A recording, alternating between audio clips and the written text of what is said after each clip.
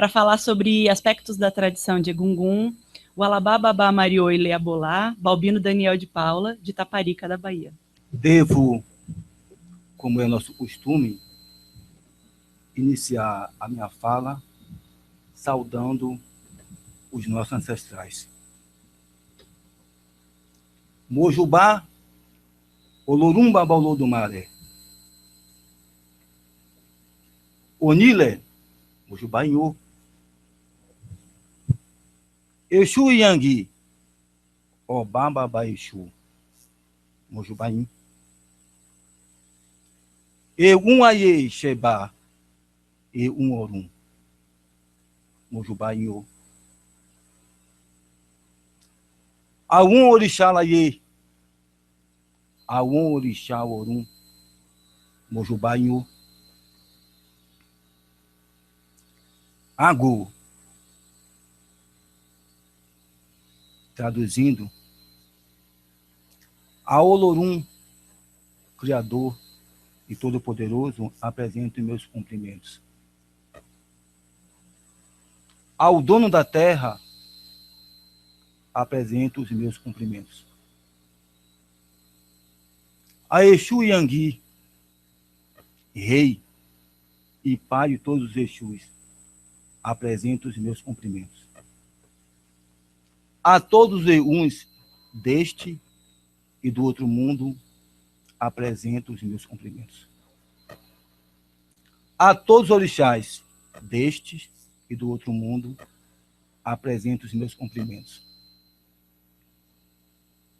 Me dê licença. É Carol Awon Bobo. Bom dia a todos. Nisisilo Nyojo. Emium Benile. Só fum a um bobo. Alcurim, Atioberim. Moria um bobo pelo Aiopopó. Estou aqui neste dia, diante de vocês, homens e mulheres, com muita alegria, e falar para vocês sobre o nosso culto.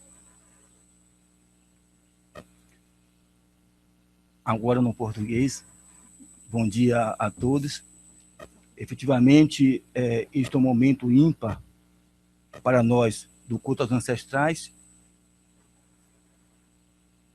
porque é um momento em que a gente pode expressar e falar sobre o nosso culto, ainda, apesar dos vários anos, já séculos que nós professamos, ainda é desconhecido pelo povo brasileiro. E agradeço a oportunidade ao IFAM e ao Estado Democrático de Direito pela reaproximação do Estado com os terreiros e com as várias matrizes africanas. E é por isso que eu falei no início da nossa alegria, porque é sempre um começo e um recomeço. Quando pensamos que as coisas estão paradas demais e que estacionaram, lá vem um novo alento e recomeçamos este diálogo. Isso é salutar. E acredito que seja também promissor.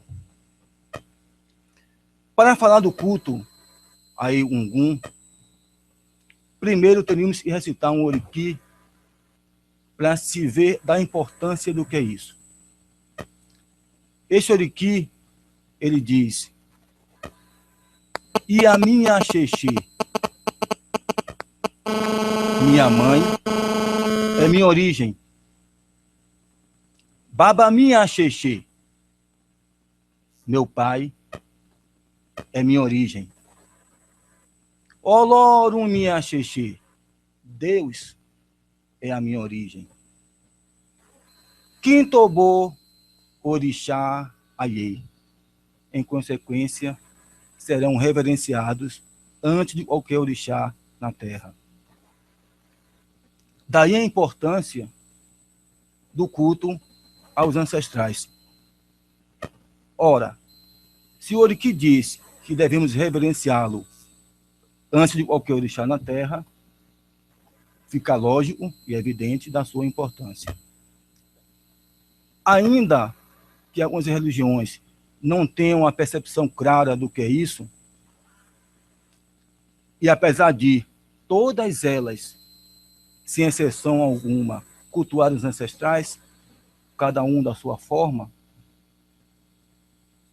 nós fazemos o contrário. Valorizamos efetivamente este culto a partir da necessidade de você não esquecer da sua origem. Quem esquece da sua origem, esquece também da sua história. Falar de Ogum, para nós, parece ser fácil, mas, ao mesmo tempo, é difícil e complexo. Sintetizamos Ogum como o princípio da existência coletiva.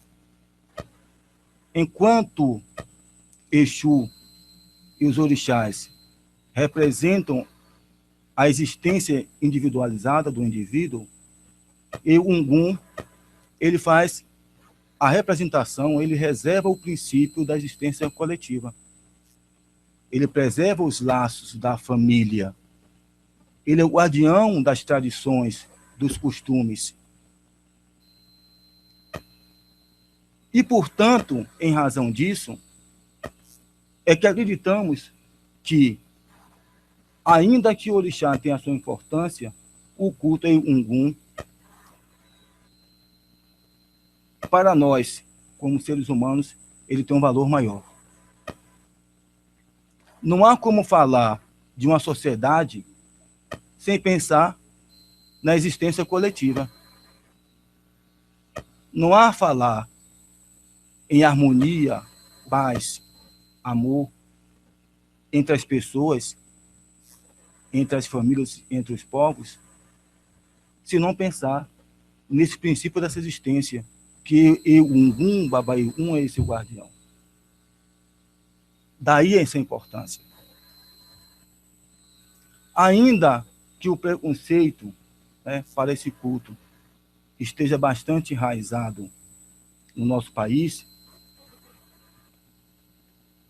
nós não sucumbimos nem sucumbiremos à necessidade de falar sobre ele e fazer com que as pessoas entendam da importância do que é o nosso culto para a sobrevivência da sociedade. Isso é fundamental. Há uma dúvida entre o que é o culto aos orixás e o culto a Ogum. Não é difícil esclarecer isso. Enquanto o orixá ele trata da nossa existência no Aie, neste mundo, e ele cuida da nossa individualidade, que cada um de nós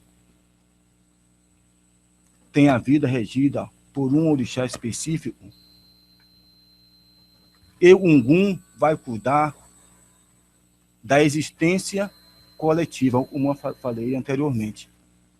Então, orixá Aie e Ogum, ou Baba Ogum, como algumas pessoas falam, vai falar da existência do outro lado da nossa vida. Para nós, não existe a morte nessa expressão em que todos conhecem. A morte para nós é o renascer para uma nova vida. O nosso ente querido, ele não morre. Enquanto ele permanece vivo nas nossas memórias, ele estará sempre vivo nas nossas cabeças e nos nossos corações. Os dois se completam. Enquanto estamos na Terra, o orixá nos protege, nos encaminha, nos orienta, e ao passar para o outro lado da vida, Ogum vem exercer o mesmo papel. É esta relação em que há de um para o outro. Mas o orixá, natureza viva, Egungun, ancestralidade. Dois lados da mesma existência. A existência é a mesma, com duas moedas, dos lados.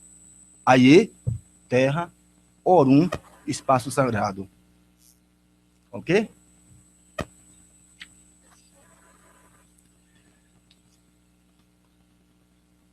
O rito do culto Egungun, ele é um tanto complexo. Para se transformar, um ancestro se transformar em Egungun, que aí é uma diferença entre Egun e Egungun, há uma diferença. Enquanto Egun é aquele que, ao morrer, ser sepultado e ter o seu espírito desprendido do corpo físico, ele passa a ser Egun. Egungun, ele passa por todo um ritual, toda uma liturgia complexa para adquirir uma energia potencializada que possa nos servir para nos orientar, nos abençoar, nos dar a condição para uma sobrevivência efetiva. O Egun, e alguns falam isso de forma pejorativa, pensam que Egun é uma coisa ruim. Eu estava em um encontro de nações, de terreiros, fui convidado para ser palestrante. Em determinado momento, eu perguntei à plateia, no início da minha fala, quem tinha um ente querido falecido. E várias pessoas levantaram a mão. E eu fiz a seguinte pergunta: destes entes falecidos, para vocês, para cada um de vocês, é uma coisa ruim ou uma coisa boa? Pronto. E todos ficaram me olhando. Como entender que Egun, mesmo na sua forma primária do desencarne, possa ser uma coisa ruim? Como o preconceito, o pré-conceito, assim dispõe. Como entender que meu pai, a minha mãe, é uma coisa ruim? Então, vocês observam que o preconceito conduz as pessoas a um entendimento, muitas vezes, até leviano. Então, Egun, mesmo na sua forma primária, não é uma coisa ruim. E Egungun, na sua plenitude de energia, que está aqui para preservar esses laços da família, os laços da harmonia entre as famílias, também não pode ser uma coisa ruim. Se fosse assim,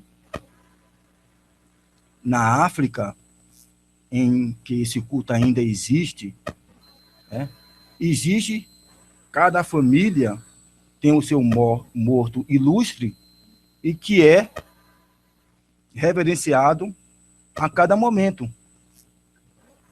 Vocês podem observar que os indígenas não deixam, em momento algum, de reverenciar os seus mortos. E por que fazem isso? Olha o oriqui inicial e a minha xexê, baba minha xexê. Minha mãe é minha origem, meu pai é minha origem. Eles não esquecem da origem deles. Quem é Jesus Cristo?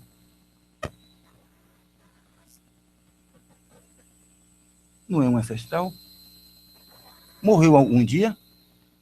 Egun.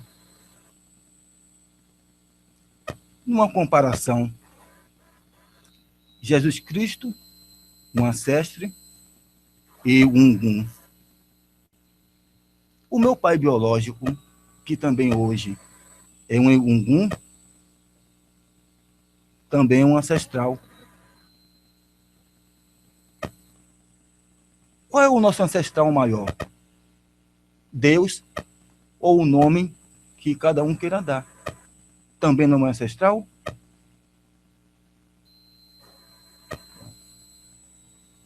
Dá para perceber, então, qual é esta relação Egum e Ungum e qual a importância deles nas nossas vidas? Seja em qual religião você estiver, você terá sempre um ente querido seu falecido, Egum, e se você resolver reverenciá-lo em um nível de energia maior, será um ancestral.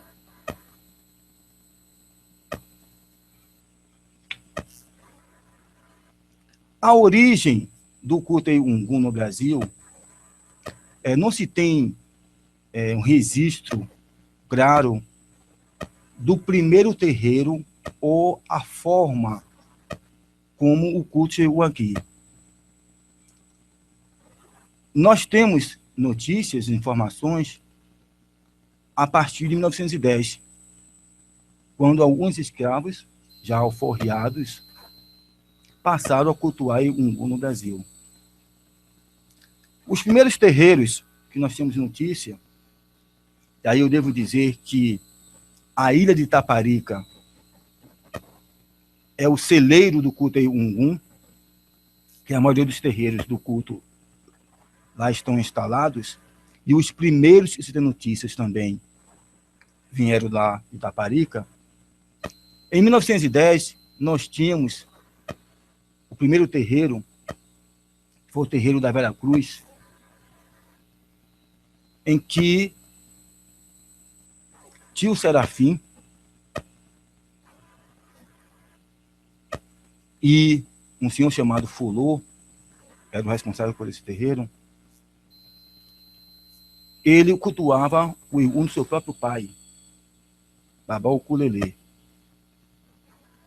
Mas, embora não haja registros formais, nós sabemos que um ancestral muito poderoso, chamado Bacá Bacá,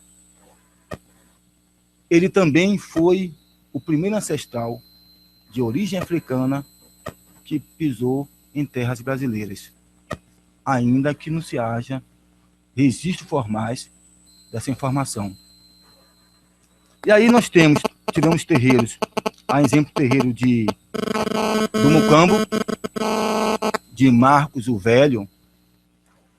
Marcos o Velho, ele tem uma importância muito grande nesse contexto, porque em uma viagem que ele fez à África, já como escravo alforriado, ele e o seu filho, Marcos Pimentel, eles trouxeram de lá o assentamento de Babá Ulucotum,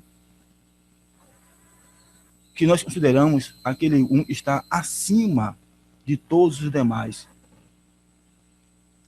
Nós não fazemos, nem iniciamos nenhum rito sem que antes não convoquemos Babá Ulucotum e peça a sua permissão. E no sentido de hierarquia, todos os demais ancestrais, por mais importantes que sejam, eles devem obediência a Babá Ulucotum. Ele tem uma relação simbólica como se fosse o orixá Oxalá. E todos os demais orixás têm um respeito e têm uma obediência. Então, quando nós queremos, em algum momento, a necessidade de chamar a atenção de um ancestral, nós convocamos Babá Ulucotum, né, invocamos o Ulucotum, invocamos o seu nome, para dizer ao ancestral que o Ulucotum necessita falar com ele. E aí a obediência é imediata. Então, Marcos, o Velho, ele trouxe esse assentamento da África para o Brasil. Acreditamos até que isso foi feito para preservar o culto a Egum. Nesta leva em que homens foram escravizados e trazidos para o Brasil, vieram na oportunidade reis, rainhas, princesas e também sacerdotes do culto aí, Lá ficaram os velhos anciãos, que nós chamamos de Abalabá, ficaram os anciãos, as mulheres e as crianças. E eles trouxeram para o Brasil o vasto conhecimento litúrgico deste culto. Ainda hoje, nessa relação de intercâmbio, de visitações, alguns territórios africanos, ao virem ao Brasil, eles entendem que nós preservamos o culto com muito mais fidelidade do que a própria mãe África. Porque ao serem trazidos para o Brasil, esses sacerdotes que detinham o culto também trouxeram para aqui e depositaram aqui este conhecimento. E parece-me, é o meu entendimento, que Marcos o Velho ele já tinha esta noção de preservação, de salvaguarda, ao trazer este assentamento. Também foram trazidos o assentamento de Babá Abolá, matriz da nossa casa, patrão da nossa casa, juntamente com Babá Bacabacá. Esses são os 3 ancestrais africanos mais poderosos, os mais conhecidos e os mais reconhecidos. Há outros, mas esses 3 formam a base de resistência do culto aqui no Brasil. E também, nessa mesma época, entre 1910 a 1925, tivemos o terreiro do Tuntum, de Marcos Teodoro Pimentel, filho de Marcos o Velho. Numa hierarquia, numa árvore genealógica da existência desses terreiros, até chegar no Ilê Abolá e outros que ainda permanecem, nós tivemos Vera Cruz, tivemos o Mocambo, tivemos o Tuntum, em Salvador, na Estrada da Liberdade, na Preguiça, na Conceição da Praia, na Vila América. Mas, em determinado momento, esses terreiros, pela perseguição que existia ao candomblé, eles foram para Itaparica. A dificuldade de acesso para Itaparica era maior, e aí imaginava-se que só com essa dificuldade já poderia se preservar um pouco melhor. Os Daniel de Paula, a família Daniel de Paula, especialmente 3 irmãos, Pedro, Olegário e Eduardo, eles fundaram o terreiro de Babá Abolá, instalado inicialmente, chamava-se Praia das Amoreiras, à beira da praia.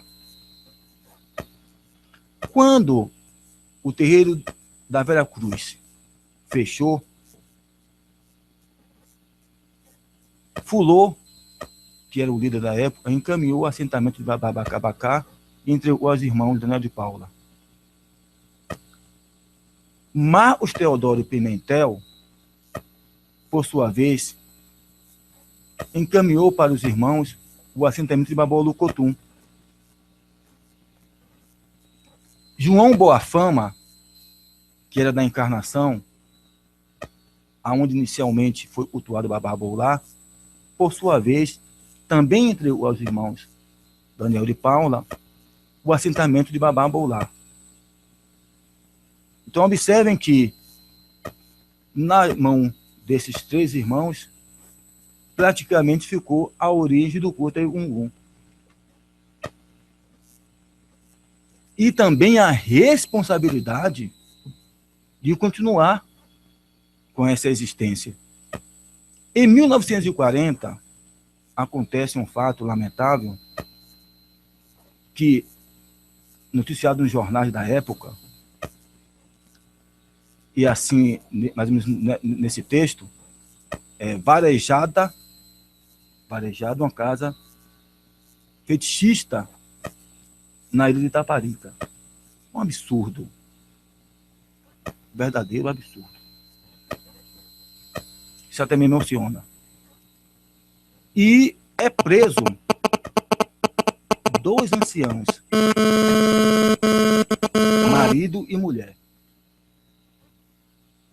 Nessa época, vovô Eduardo já estava com mais de 80 anos. E vovó Margarida, minha bisavó, vovô Eduardo, meu bisavô, e minha avó Margarida, bisavó, também já com a mesma idade, foram presos, encaminhados para Salvador, para a Secretaria de Segurança Pública. E junto com eles foram levados os objetos, os símbolos rituais, atabaques, cadeiras, vestes, inclusive 2 máscaras Gueledé. Para eles, nada representava.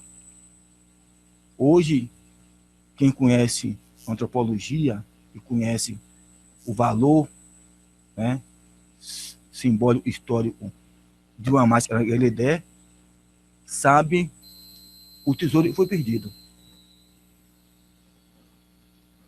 Mas o absurdo é se prender 2 pessoas com mais de 80 anos, levar para Salvador, apenas porque praticavam aquilo que eles acreditavam.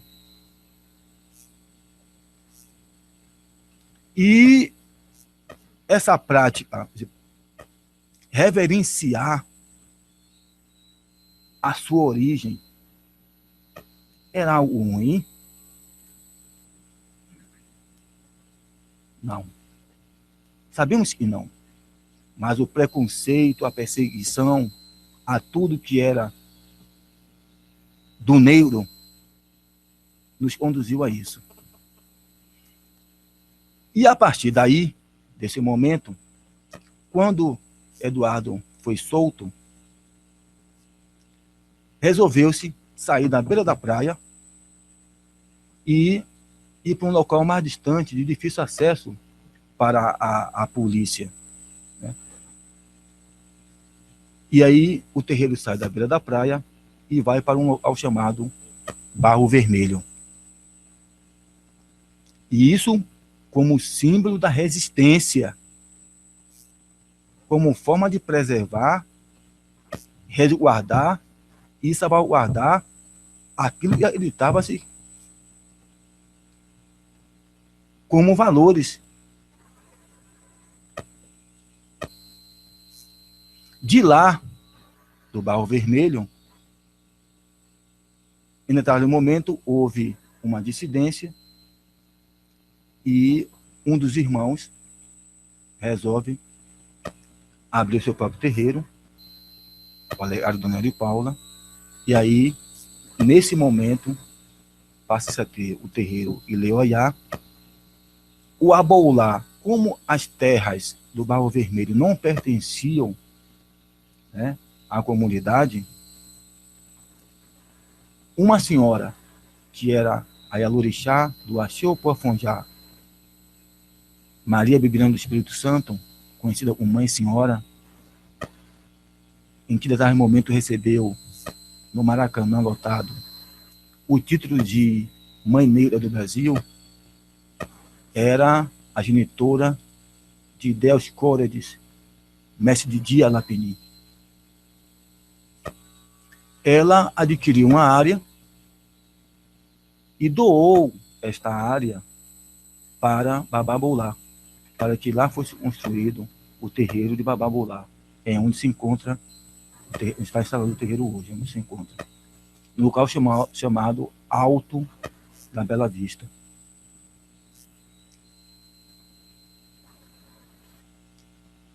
A existência desses terreiros, daí surgiam outros, a partir do Ilê Abolá e a partir do Ilê Oiá, surgiram outros terreiros, mas todos descendentes da família Daniel de Paula. Praticamente a base deste culto está nas mãos desta família e dos seus descendentes. Em 2000, necessitando criar um órgão que pudesse regulamentar, disciplinar os ritos e a liturgia do culto, para que não se perdesse na sua forma e na sua origem, foi criada a Associação dos Terreiros de Culto, a Babaiú da Bahia do Brasil, que é a responsável justamente por organizar todas as ações do culto Egungun. Nós temos hoje 17 terreiros associados, não mais do que isso. Destes, 10 estão situados na ilha de Itaparica e os outros 7 estão espalhados em alguns estados do Brasil. Rio de Janeiro, São Paulo, Recife, estão também em Salvador, mas a maioria, a base está em Itaparica. Em Salvador nós temos o terreiro do Ilê Chipá, que o responsável era Mestre Didi, falecido, já, que era o alapinim do culto. Eu vou falar um pouco também sobre essa questão da divisão hierárquica, né, do papel de cada um, mas basicamente a existência, a origem, né, do culto dos terreiros foi nessa forma que eu acabei de relatar. Nós temos alguns mitos que falam, né, de como iniciou-se o culto a Egungun. 2 mitos são importantes. O primeiro deles fala de Oiá. Oiá não poderia ter filhos. Era estéril. E ela desejava muito, né, passar por esse processo da maternidade. Em determinado momento, ela foi consultar um babalaú, que a orientou a fazer alguns procedimentos, que chamamos de ebó, né? Vou falar também com vocês sobre ebó, uma coisa interessante. Ela fazendo o determinado ebó, seriam oferendas, queria, né, propiciar a ela ter filhos. E assim ela fez. Oiá teve 9 filhos. Oiá tem um apelido que chama-se Oiá Iamessão Orum, a mãe dos 9 filhos ou a mãe dos 9 espaços sagrados. Um desses filhos que Oiá teve, o 9º filho, ele não falava, apenas emitia sons guturais ininteligíveis.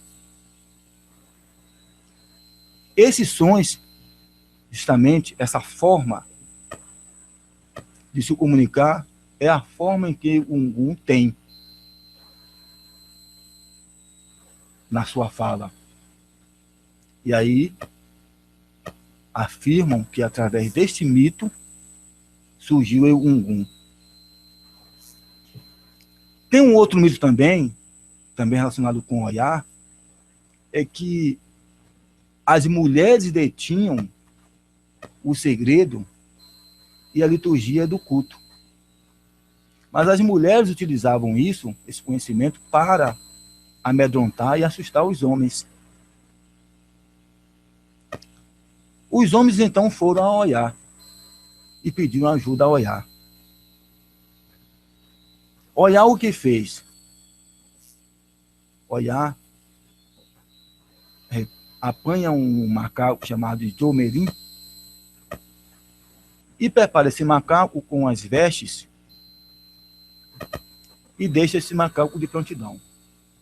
Quando as mulheres estavam no rito, né, e estavam buscando assustar os homens, ela solta esse macaco com essas vestes no meio das mulheres.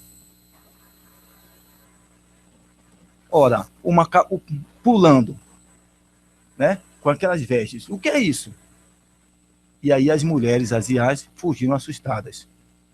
E aí também dizem que também a partir disso, desse mito, surge Egungun. Há um outro mito também de convocação da existência de Egun, é que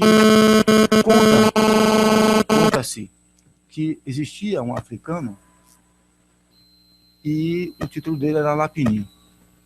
E ele tinha 2 filhos. Os 2 filhos morreram. Ele não se conformava com essa perda. E foi também consultar o Babalaô. É interessante dizer que na África, a figura do Babalaô é uma figura importantíssima. Até mesmo os orixás, na sua odisseia da vinda do Orum para o Aie, consultavam o Babalaô para saber quais seriam os caminhos mais adequados e a forma como deveriam se conduzir.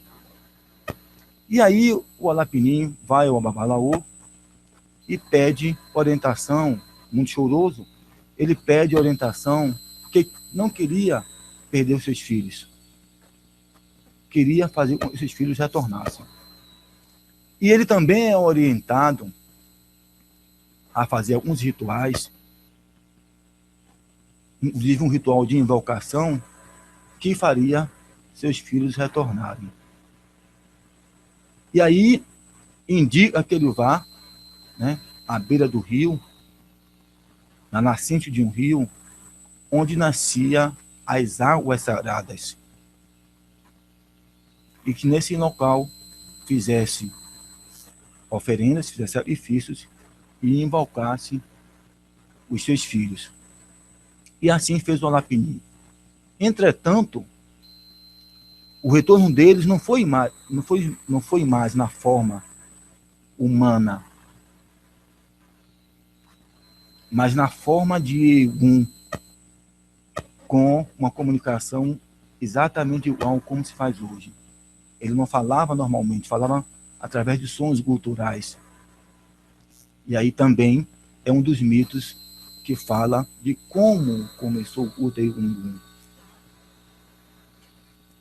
A relação que está aí sempre está associada à existência da família, dessa relação de não querer que haja uma quebra dessa relação Aie e Orum, feita por algo que chamamos de morte. Que a morte, na verdade, para nós não existe. Não existe morte. Não existe morte. Eu afirmei anteriormente que, enquanto há a lembrança nas nossas cabeças, nos nossos corações, alguém morre,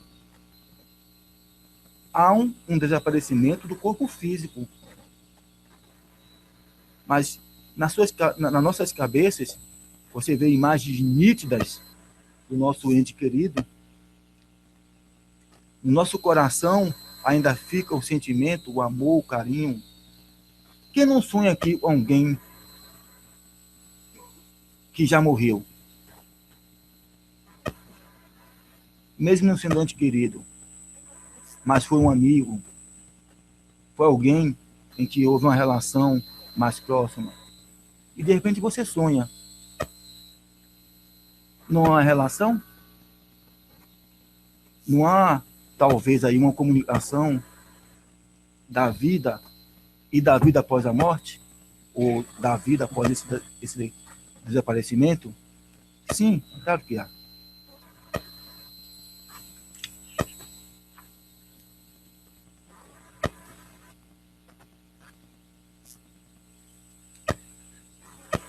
A gente fala da relação que há de Egungun e Baba-Egun.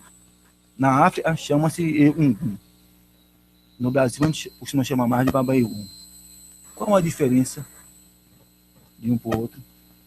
Apenas a forma, a diversidade, o modo de professar o culto. Mas o caminho é o mesmo.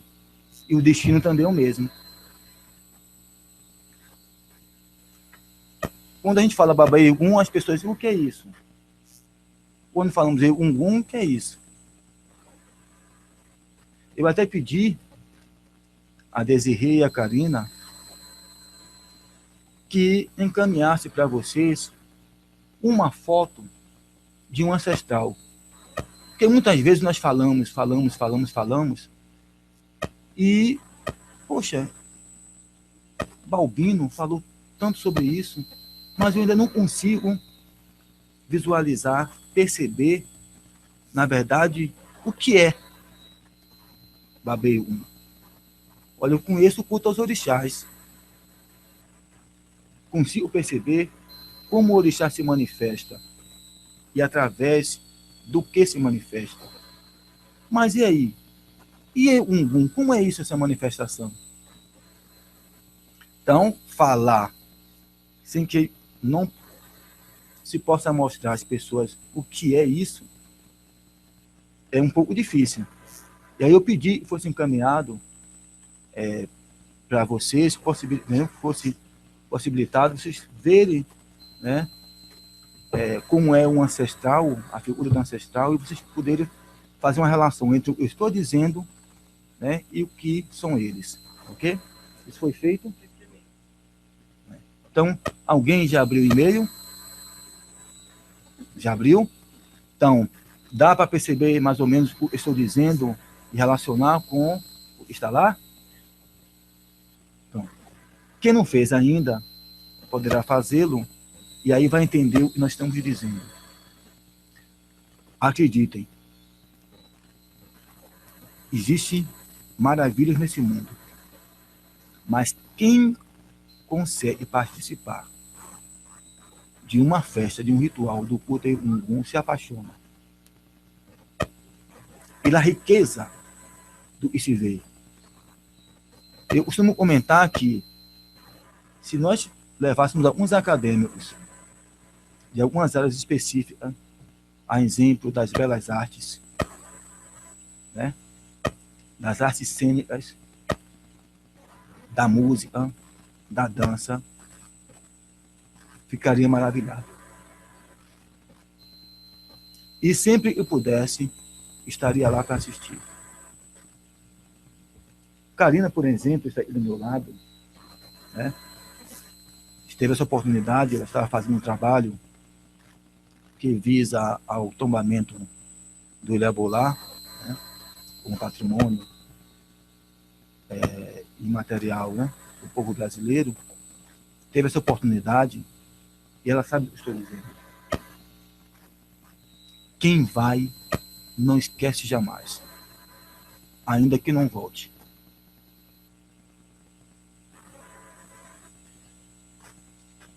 Isso eu estou dizendo aqui é que nos faz entender o valor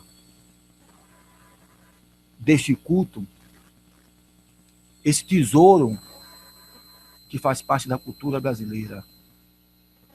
Eu não falo do aspecto religioso, mas do aspecto cultural. Eu falo e também da história desse povo. Eu falo também assim, da resistência dessas pessoas para preservar algo que é do povo brasileiro. Não é meu. Não é da família da Ana de Paula. Não é dos sacerdotes que são responsáveis pela preservação. Não são dessas pessoas, apenas das pessoas da comunidade. mas do povo brasileiro. Isso é uma cultura que foi trazida, né, por homens escravizados para aqui como forma de preservá-la. A partir da separação que houve deles com a sua origem, com a sua terra natal. E é por isso que eu digo e insisto que nós, enquanto Estado, não devemos fechar os olhos ou perder a oportunidade de, estando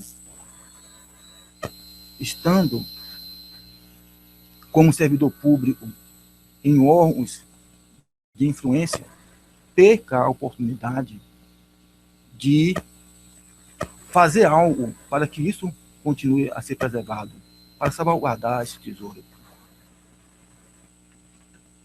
Isso é fundamental. Não basta que a gente fique o tempo todo provocando, né, que os olhares se voltem para nós. Não basta. Mas é preciso que, ao ter a oportunidade, haja um compromisso. Entenda que isso é necessário. Para nós que estamos nesta geração e para as futuras gerações, para que se possa ver e entender parte da história desse país.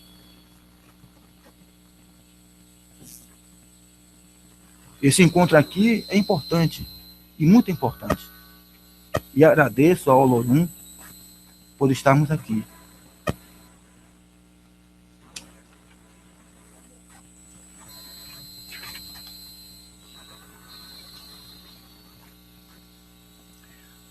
O espaço territorial dos nossos terreiros é algo que nos preocupa já há um tempo.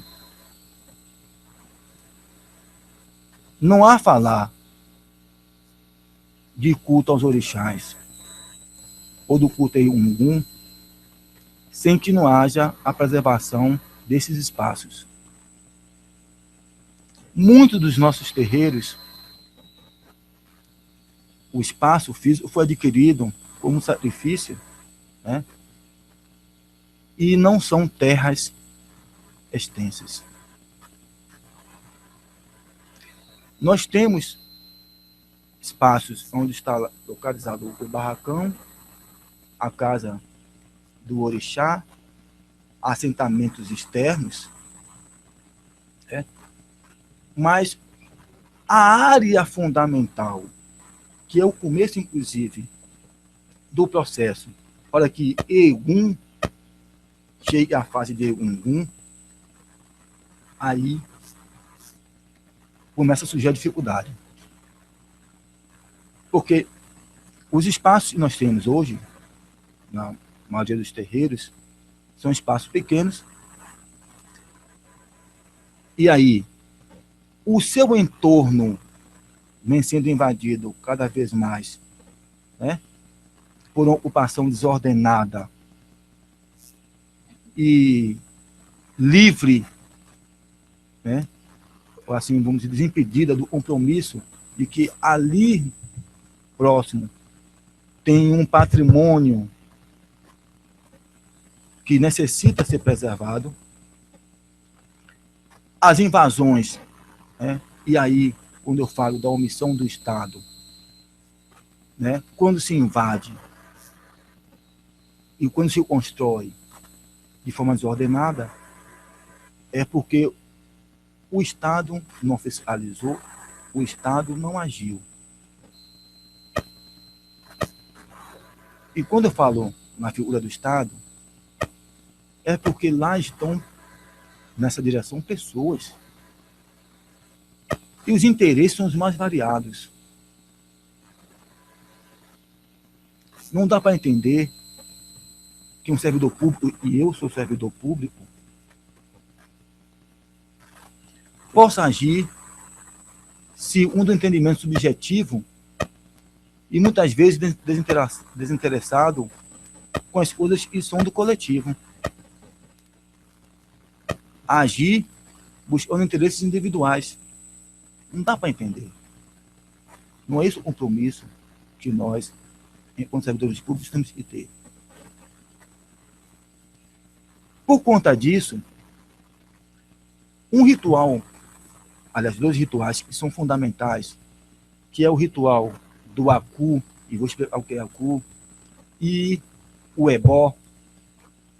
Eu não falo ebós, porque o Yorubá não tem, né, o plural do Yorubá, você não coloca simplesmente um S na palavra. Né? Você usa um complemento para explicar que são todos ou mais de um. Okay? Então, não são ogés, eu sou um ogé. Não são ogés. O Yorubá não permite essa flexão. Né? Não são obirins, que são as mulheres. Não se admite essa flexão. É obirim ou auon obirim. Significa dizer que é mais de uma mulher. Auon okurim. Significa dizer que é mais de um homem. Auon omon. Mais de um filho. Ok? Então eu não posso dizer ogés. Então, são inúmeros os ebós que são feitos dentro da comunidade. E eles simplesmente não podem ser depositados dentro do barracão. Eles não podem ser depositados junto a um assentamento de um orixá ou de uma divindade. Existe um local específico porque o ebó, vou fazer assim uma analogia para vocês entenderem, é algo importantíssimo. Que as pessoas têm um tratamento muito pejorativo, muito preconceituoso. Enquanto nós temos a doença física tratada pelo médico, também temos a doença espiritual tratada através do ebó. Se você tem uma enfermidade do coração e você precisa ser receitado e tomar um medicamento, né, para aplacar ou tratar dessa doença, a doença espiritual é tratada através do ebó. Se você está no início da enfermidade, a dosagem, né, do remédio é uma. Se você dá uma dosagem muito elevada, você vai matar alguém que ainda está no início da enfermidade. O ebó é a mesma coisa. Tudo é proporcional. Né? O ebó é feito muitas vezes para retirar o desequilíbrio das energias do nosso corpo. O nosso dia a dia faz com que este equilíbrio ele se torne latente. Olha, vou dizer para vocês, coisa bem simples. Muitas vezes nós somos aborrecidos e passamos pela rua e alguém nos dá um bom dia, esperando apenas receber de volta o bom dia. Aí nós somos aperreados, né? A gente nem liga para o bom dia. E nem imagina o que a ausência da resposta desse bom dia causa no nosso semelhante. Nem imagina. A falta de um sorriso. A reciprocidade de um sorriso e lhe foi dado. E isso ocorre muitas vezes quando você passa e encontra alguém menos favorecido no meio da rua, né? E olhar para você e, perdão, com as mulheres acontece mais vezes, quando alguém passa, olha para a mulher, dá um sorriso, dá um bom dia, E ela imagina de pronto que o cidadão ali já estava mexendo com ela. Passa para lá. E olha. E aquele ser humano apenas queria ouvir um bom dia, um sorriso. E lhe foi negado. A cabeça dele vai brigar. O coração dele vai chorar. E tem alguém que é pai de todos nós, que chamamos de Olorum, né? Todos conhecem como Deus. Deus é apenas mais um nome. Nós chamamos de Olorum. Olo quer dizer Senhor, Orum, espaço sagrado. Ele vai pedir, a cabeça dele vai pedir a justiça.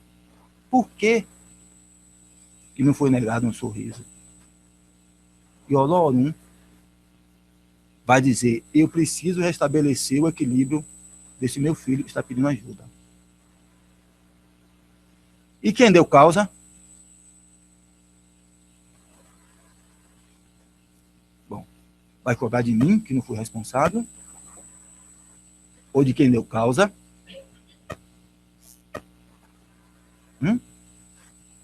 Quem deu causa vai perder um pouco da energia, aquele sorriso, né? Aquela comunicação do bom dia tem um preço. Se fosse dado naturalmente, ou o inverso, se fosse dado naturalmente, iria criar uma energia positiva para os dois. Como não foi dado naturalmente, vai ser retirado. E quando se retira uma coisa boa, vai fazer falta. Como nós vivemos sob um equilíbrio de energias, a boa e a má, para vir um equilíbrio nas nossas vidas, você vai ter uma perda da sua energia positiva. Por isso, vai criar um desequilíbrio.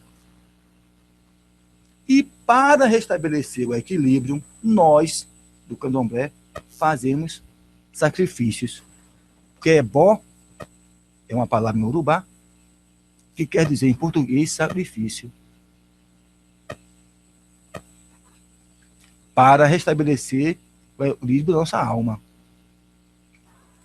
Pronto. Para que você faça esse equilíbrio, nós utilizamos as forças da natureza. Usamos as ervas, usamos os minerais, usamos a água com seu poder, né, imensurável, não é isso? A água. E ao fazer esse sacrifício, nós depositamos aqueles elementos que foram utilizados na natureza, para que a natureza faça o seu papel de reequilibrar essa energia e reequilibrar a nossa existência. Enquanto nós estamos aqui na Terra, nós vivemos sobre o equilíbrio da natureza. Quando a natureza se desequilibra, sentimos os efeitos. Não é verdade? Sentimos os efeitos. Estamos sentindo os efeitos aí do desequilíbrio da natureza. Então, o ebó, ele tem esse papel importantíssimo. Onde vou depositar o meu ebó se eu não tenho área para isso? Como vou tratar da enfermidade espiritual das pessoas, do povo em geral, se eu não tenho um espaço adequado para fazê-lo?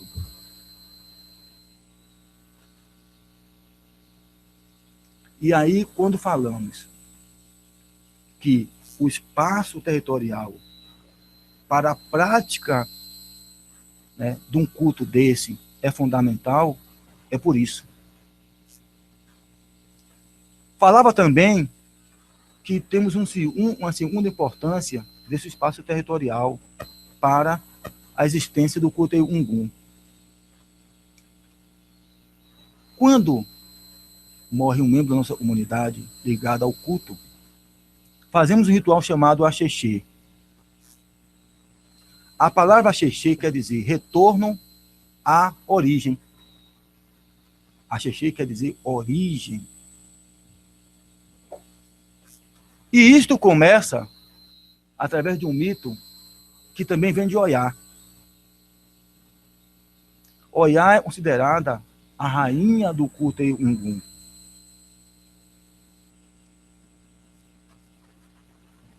Falando sobre esse mito. Em determinado momento da sua vida, Oiá, abandonada, é acolhida por Odé, caçador. A palavra Odé quer dizer caçador. Que nós chamamos de Oxóssi, né? Pronto. Odé, caçador. Que a acolhe e passa a cuidar de Oiá como se filha fosse. Passado os tempos, morre esse caçador. E Oiá fica desesperada. Morre o meu pai. Morre o meu protetor. Morre quem me acolheu. E faz Oiá. Ela reúne os pertences de Odé, adentra a mata, no local fechado, e deposita esses pertences no pé de uma árvore. Dizemos que a árvore é a morada dos ancestrais. A árvore representa a ancestralidade. E Oiá deposita nos pés dessa árvore os pertences de Odé. E durante 7 noites e 7 dias e 7 noites seguidas, Oiá canta e dança ao redor dos pertences de Odé. No 7º dia, ela apanha esses pertences e vai colocar em outro local. Olodumare, ao ver isso, se comove e diz que a partir daquele momento, Oiá cria, né, o rito do Axexê.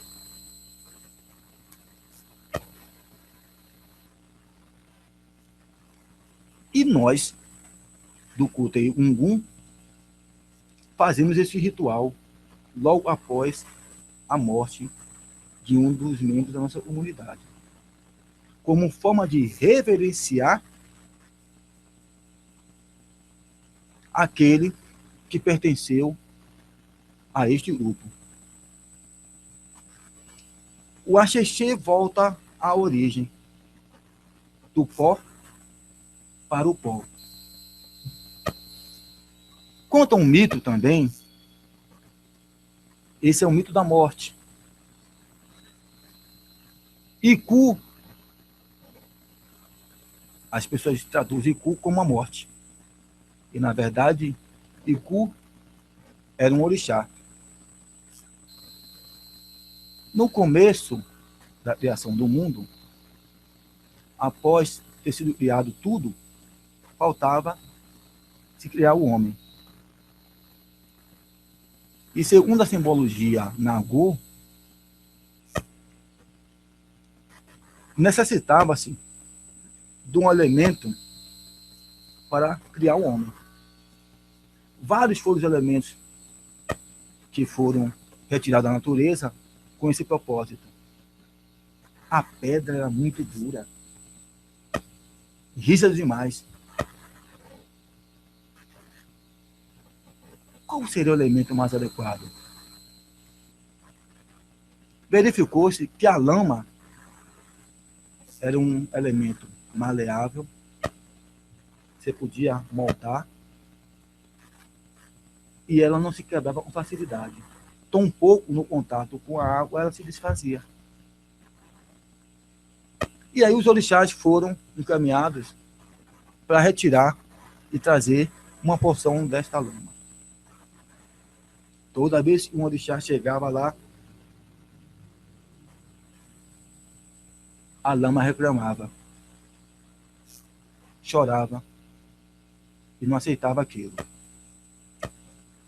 A lama está associada ao orixá Nanã. Vai Iku trazer esse trabalho, mas o que Iku faz de forma inteligente?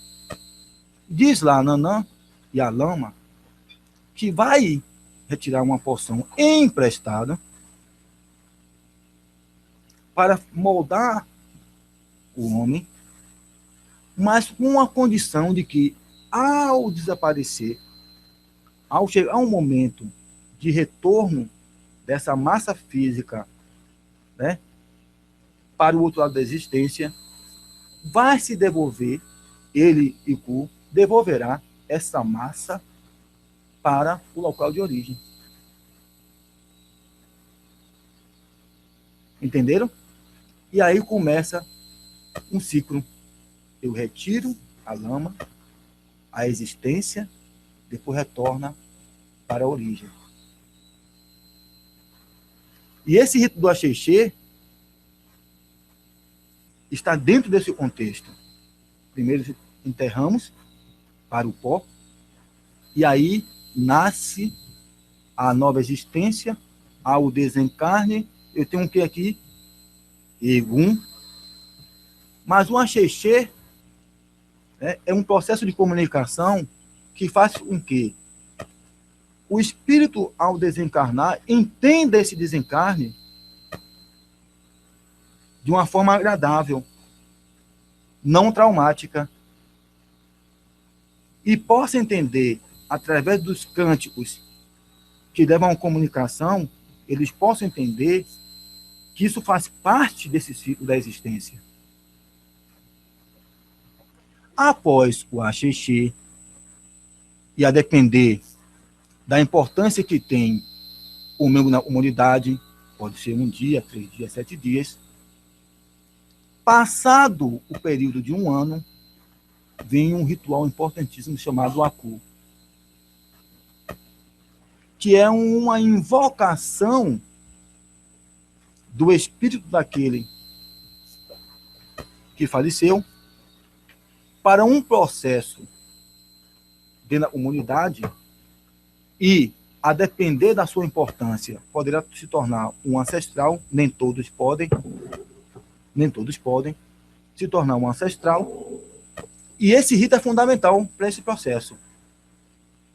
E aonde ele acontece? Fora das dependências do terreiro. Olha, quem participa de um processo desse, tiver oportunidade, e aí é um ritual fechado, mas fechado para os membros da comunidade, pela sua força, não esquece jamais. Porque o EBE, comunidade, eu falo da comunidade, ele sai do espaço físico do barracão em procissão, em cortejo, né? O ogé responsável pela invocação, né, desse espírito vai junto com outros, levando as oferendas que se fazem necessárias, e lá no meio do mato, no local indicado por Babau Lucutum, vai invocar aquele espírito que virá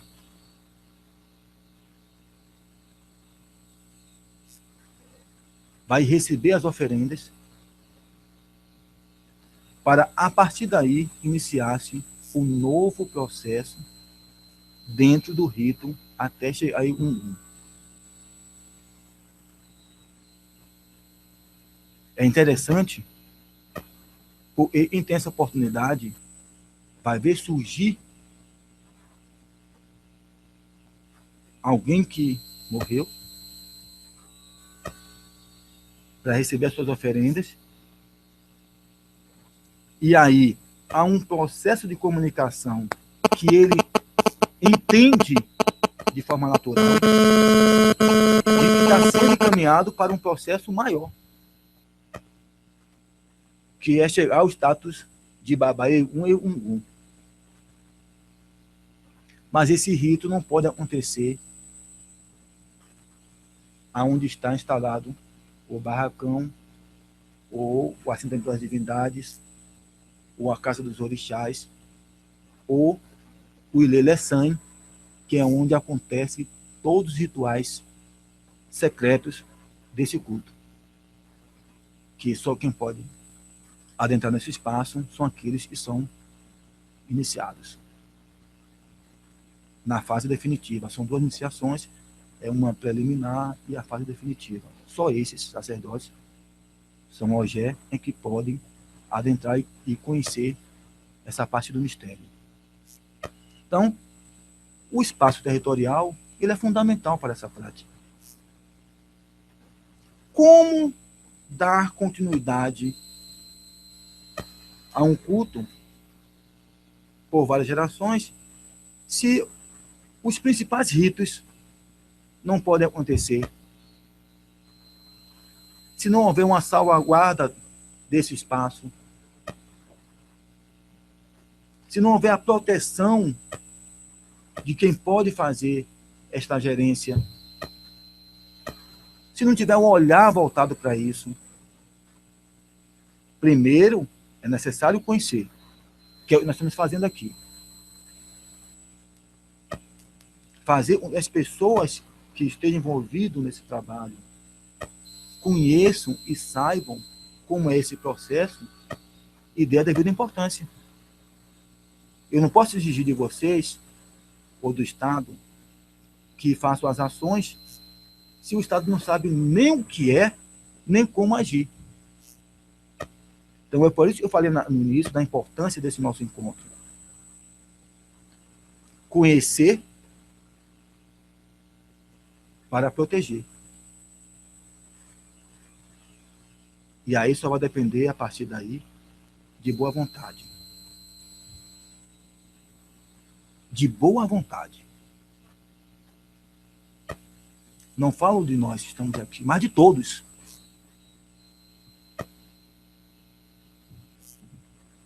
Do mais simples ao mais graduado gestor.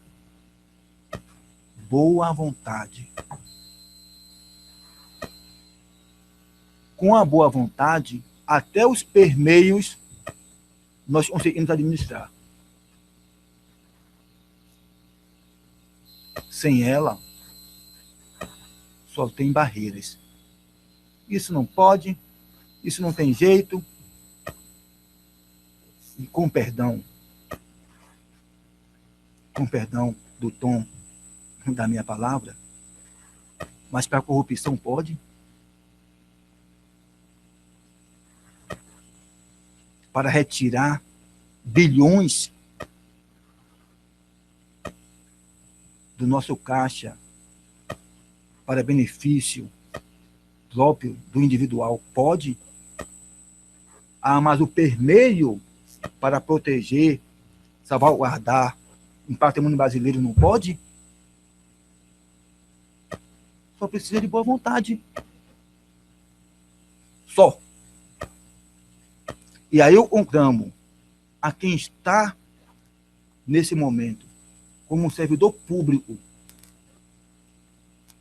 por mais graduado que seja, a ter essa boa vontade,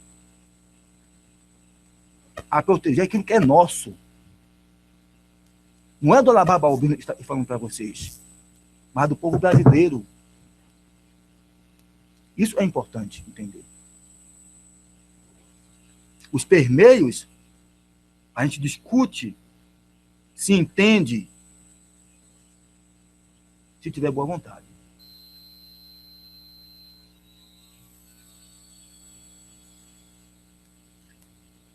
A associação disciplinou, a Associação dos Terreiros disciplinou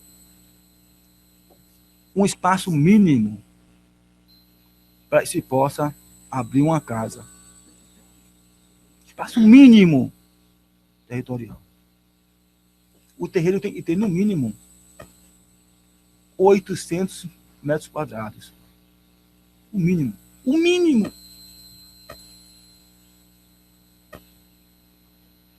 Um barracão mínimo de 150 metros quadrados. Veja que área. E o Ilê Lessan, a casa onde se professa todo o mistério, 20 metros quadrados. Agora, essas são instalações físicas onde a gente faz os ritos públicos. Mas a área fundamental para aqueles 2 procedimentos, essa aí não tem que ter tamanho, não. Porque é um habitat natural dessas energias. Nós precisamos das árvores, das folhas, das ervas. Precisamos disso. Olha, diz assim, Coci Euê, Coci Orixá. Ou seja, sem folha, não há orixá.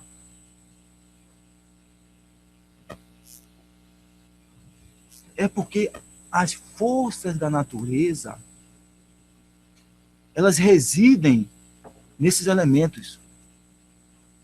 Prova é de que a maior parte dos medicamentos são elaborados a partir do extrato de ervas. Poder da cura. Alguém vai contestar isso? Pronto. Quem nunca tomou aqui um banho de sal grosso? Pode ter até pessoas que não tomaram. Mas quem tomou um banho de sal grosso alguma vez, sabe do seu efeito. Sabe do seu efeito. Quem vai à praia e se banha no mar ou oceano, porque aqui é oceano, nós não temos mar aqui, né? E toma banho de oceano, a gente fala toma banho de mar, mas na verdade é banho de oceano, porque na nossa costa nós não temos aqui mar, temos oceano. Quem toma banho de oceano, passa um dia na praia, quando sai de lá, sente uma diferença incrível. Às vezes nem notamos, né? E que efeito é esse? Água e sal. Água e um minério junto. Não é? Quem já tomou um banho de ervas, sabe o efeito que ela provoca. E quando eu digo o banho de ervas, vou dizer assim, no interior, geralmente, as mulheres, né, quando precisam se utilizar daquele benefício, né, de desinflamar parte do seu corpo, utilizam, inclusive, o entrecasco da aroeira para tomar banho, para se banhar. E acreditem, é esplêndido o efeito. A gente diz assim, é tiro e queda. E é verdade. Você não fez nem ingestão da infusão de ervas. Apenas se banhou. E o efeito é extraordinário. Então, se eu não tenho um espaço no meu terreiro que eu possa também utilizar dessas ervas, desses elementos, para ajudar a minha comunidade ou aqueles que nos procuram, com o objetivo de ter uma melhor qualidade de vida, vamos sucumbir. Porque O ritual é importante, as festas são importantes, são. Mas o mais importante é esse trabalho que nós fazemos para possibilitar às pessoas esta qualidade de vida. Isso é o mais importante. E esse espaço territorial se faz necessário por conta disso.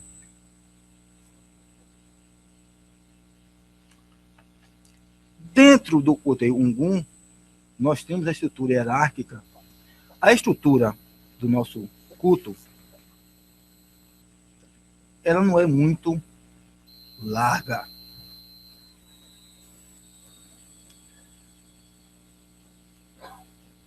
Nós temos o Ogé, sacerdote pleno. Temos o Amanhã, que é aquele que é iluminado pelo ancestral para, após os ritos propiciatórios, chegar a ser Ogé.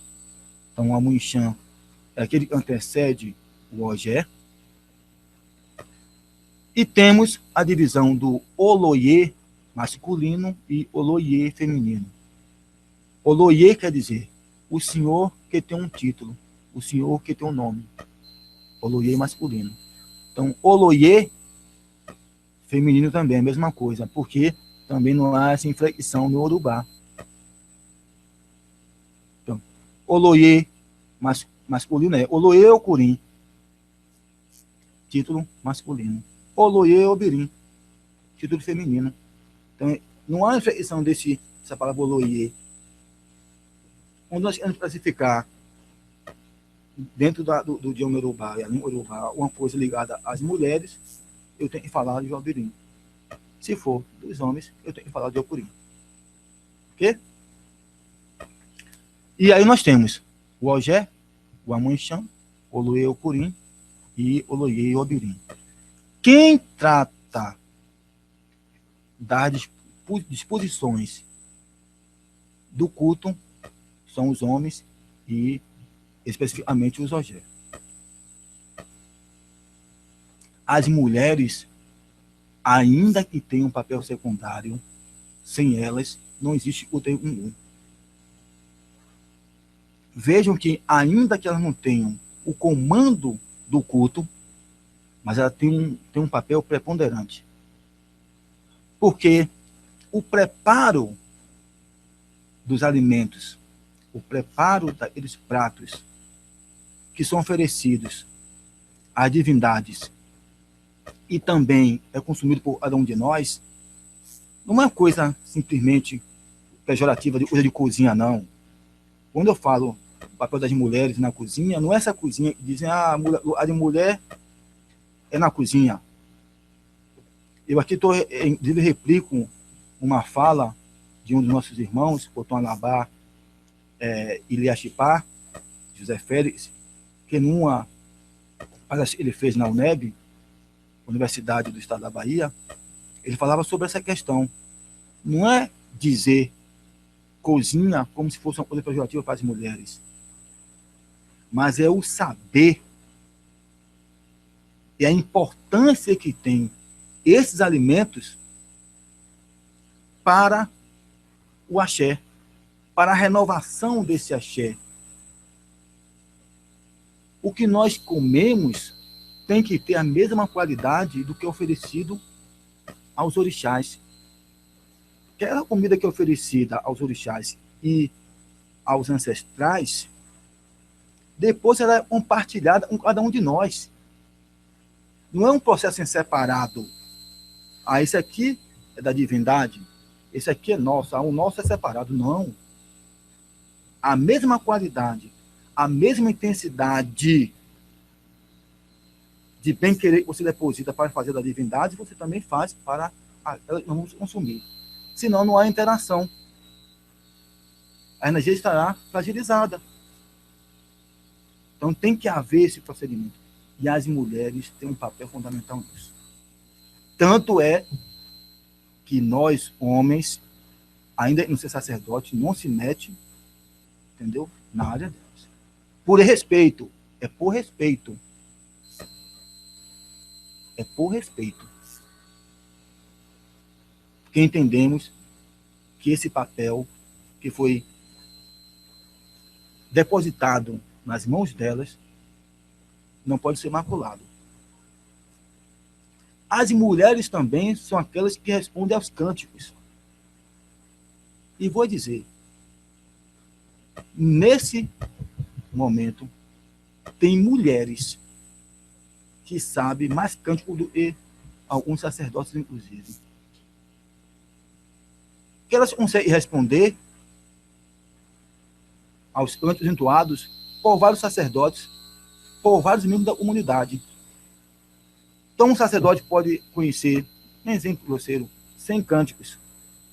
Elas respondem a 1000. Que é 100 de um, 50 do outro, 30 do outro. No total, elas sabem responder 1000. Então, sabe todos. Sabe mais do que nós. Vê que importância tem isso. E isso é fundamental para que haja um equilíbrio, uma harmonia.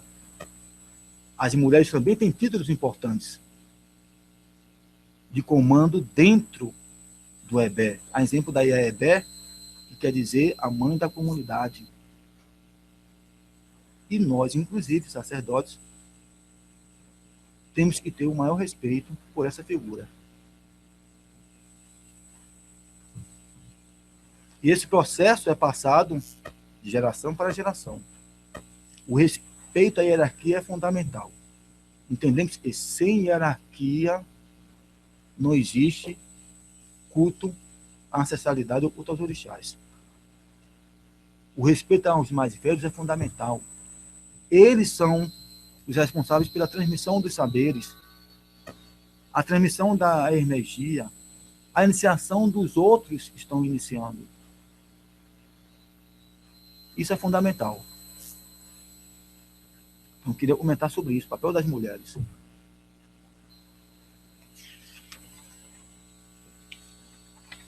Eu vou ter que encerrar a minha fala, porque eu queria abrir um pouco o espaço para vocês perguntassem, tirassem dúvidas. Eu vou falar, de uma forma mais acelerada, sobre o presente Iemanjá.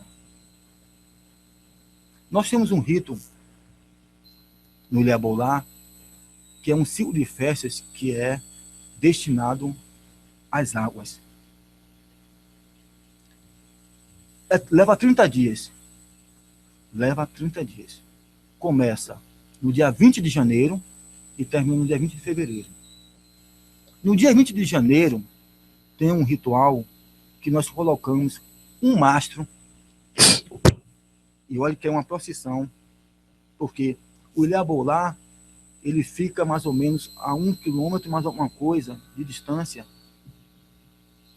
de Ponta de Areia, na beira da praia. Só que não pense que é nada retinho não, viu? É ladeira, íngreme, cheia de obstáculos, leia-se buracos. Nós temos 3 acessos. E aí eu digo que, infelizmente, os olhares do poder público para isso ainda é bem pequeno. Porque nós não conseguimos ainda ter pelo menos um desses 3 acessos consolidado, né, para que a gente possa se deslocar até nosso terreiro. Quando chove é uma dificuldade. Quando chove, os ritos ficam prejudicados. Mas aí, esta bandeira desce, né, um mastro com 2 bandeiras, uma bandeira branca, que representa, simboliza a divindade Oxalá, que traduz aí a paz, a harmonia, o equilíbrio, e uma outra de cor azul, que é destinada a Iemanjá, que é a proteção para os seus filhos, né, e a Omonjá, a mãe dos filhos peixe, e que simboliza a proteção aos seus filhos e aqueles que lá outrora eram o nome de pescadores, e a proteção àqueles que vão para o mar todos os dias buscar a sua sobrevivência. Então aí tem duas proteções, para que ele vá e volte seguro, e ao mesmo tempo para que ele consiga colher do mar os produtos da sua subsistência. Deposita essa bandeira ao mar, e dia 2 de fevereiro, é a mesma data da festa do Rio Vermelho, é elaborado por nós sacerdotes, que aí é preparado lá na Casa do Mistério, um presente direcionado especificamente a Oxalá, nesta linha de entendimento que eu falei para vocês, a Iemanjá, também nessa linha de entendimento, e a Oxum, que aí o presente de Oxum, ele tem a representação da fertilidade, que Oxum é responsável dentro do culto, e a riqueza, a prosperidade. Desses 3 presentes principais, se faz acompanhar de outros, e aí descemos nós numa procissão belíssima de fé e devoção, de passagem, e vamos embarcar, né, um barco para conduzir esses presentes ao mar e oferecer lá a essas divindades, pedindo a eles proteção e que a gente possa, no próximo ano, fazer a mesma coisa e renovar os votos aí de paz, de equilíbrio, de todos. Não pedimos só para os membros da comunidade, mas para todos os habitantes deste mundo.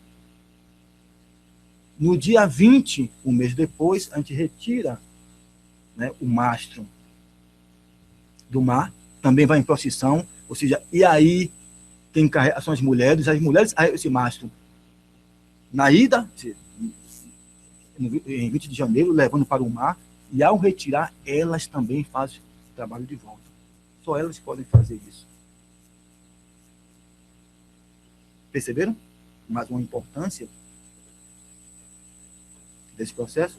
Ainda que nós preparemos os presentes lá no Lei Balé, no Lei Lessan, quem carrega são os filhos, né, da comunidade, que são filhos do orixá. Em sua maioria mulheres. E aí há toda uma proteção, porque o que vai depositado ali dentro, né, não pode ser maculado. Para que a comunicação dos nossos pedidos chegue o mais puro possível a quem vai receber. Veja a simbologia disso. Não é simplesmente pegar um presente, botar na cabeça e levar. Tem toda a simbologia, toda a importância, todo um valor imaterial. Valor imaterial. E aí, quando eu digo que necessita de boa vontade para que haja esse entendimento, é nesse sentido. É do imaterial, gente.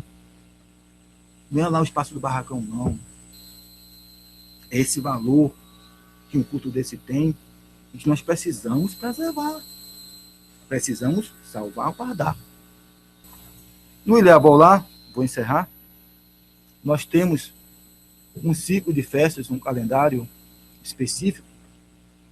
Ele começa em janeiro, com o festival Ababaolu Cotum, né? E aí, esse festival, Olucotum é o Olori 1, Olori quer dizer está acima de todos os demais, que é o começo de um ano, e como ele simboliza Oxalá, simboliza a paz, a tranquilidade, a harmonia, para que nós possamos iniciar esse ano dentro dessa paz, dessa harmonia, desse equilíbrio. Depois nós temos o presente Iemanjá, que eu já falei com a simbologia, né? Logo depois tem uma interrupção para o ciclo da Páscoa, né? Em respeito a um ancestral filho de Deus, filho de Olorum, né? Na simbologia do ciclo religioso, mas em esse respeito, que a comunidade também lá professa, né, o catolicismo, mas não da maneira como eles professam. O que nós vamos ver, na verdade, quando a gente vai na igreja católica, tem lá o quê? São Jerônimo, né? É um ancestral São Jerônimo que eu vou ver. Quem quiser ver Babá Bolá, vai no terreiro de Léo Bolá. E se você quiser ver Santa Bárbara, vai lá no santuário de Santa Bárbara. Os processos são similares. Observe, os processos são similares. Né? Beatificação, né? Eu não sei muito bem isso não. Canonização, santificação, cada qual aqui a seu tempo. Aí eu tenho o Ungum também, a Xexê, a Acu, fase de uma para cá, até chegar à santificação, que é o Ungum ancestral. Não há uma similaridade nisso aí? Pronto. Em respeito, né, à casa de cada um, eu convido a todos que visitem o Ilha-Bolá para ver Babá Bolá. E posso estender também um convite para a religião co-irmã, ainda que assim eles não façam conosco, para visitarem o ancestral Santa Bárbara, Santa Luzia, né? Nossa Senhora da Conceição e tantos outros. Então, nesse ciclo de festas nosso, sábado aleluia tem uma interrupção, ou a Semana Santa, mas no sábado aleluia a gente retorna, né, ao nosso ciclo, não, ritualístico, e aí temos uma festa que não é especialmente de um ancestral, mas de todos que quiserem naquele momento visitar o terreiro. Logo depois vem São João, que aí é a festa no dia 24 de junho, é do ancestral Babá Obaerim, quer dizer o quarto rei, que é um ancestral de Eduardo Daniel de Paula, aquele que eu falei no início que foi preso, okay? É um ancestral brasileiro nosso, da nossa família, nossa linhagem. Logo depois vem setembro, e aí é 7 de setembro, estão todos convidados, todos sem exceção, convidados a participar desse festival que é lindíssimo. Nosso patrono, Babá Bolá. De 7 para 8, começa no dia 7, aí vai a noite toda, porque a gente começa a criar um campo de energia para que ele, ao vir no dia 8, que é o dia do seu aniversário, possa vir com toda essa energia, toda essa alegria, e aí vocês poderão ver um espetáculo maravilhoso. Que, diga, Karina, e participou no mês de janeiro, né, de um rito dessa natureza. Logo depois, do dia 7, vem o dia 13, que aí é um ancestral Bababacabacá, que, como eu falei, foi um ancestral que primeiro pisou aqui no Brasil, acreditamos nisso. E nesse ritual, nós hasteamos, no dia 14 pela manhã, a bandeira do Brasil. Mas o que tem a ver a bandeira do Brasil com isso? Na verdade, é uma lembrança simbólica da chegada desse ancestral como o primeiro ao Brasil. Então, existe esse rito lá específico, essa homenagem, essa comemoração. Depois disso, vem o dia 2 de novembro, aliás, antes, em outubro, temos mais 2 ancestrais da nossa família, da Ana e Paula, que é o filho de Eduardo Antônio, Babá Obamarum, né? O seu filho, Cosme da de Paula, que é Babá Idilocum. Este era o Alabá, e eu antecedi ele nesse título, era meu tio biológico. Né? Antecedi não, fui depois, né? Desculpe. E em outubro, 2 de novembro é um ritual que homenageia todos aqueles que já se foram, todos, sem exceção, de credo, de fé, todos sem exceção.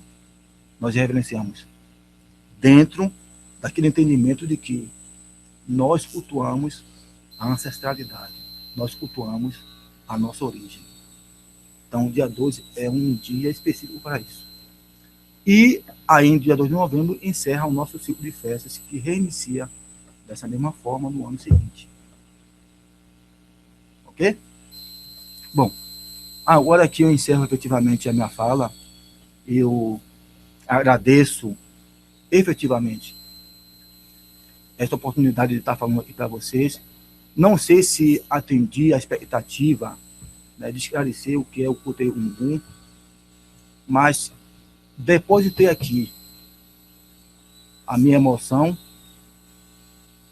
a minha fé e o meu carinho pelas pessoas e pelo culto.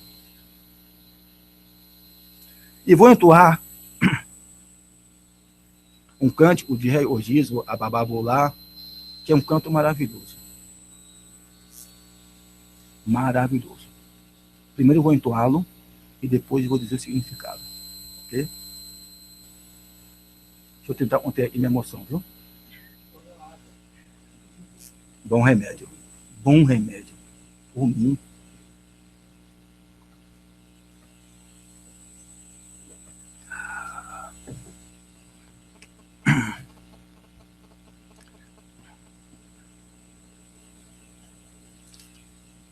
Olô, querere, aboula-miô.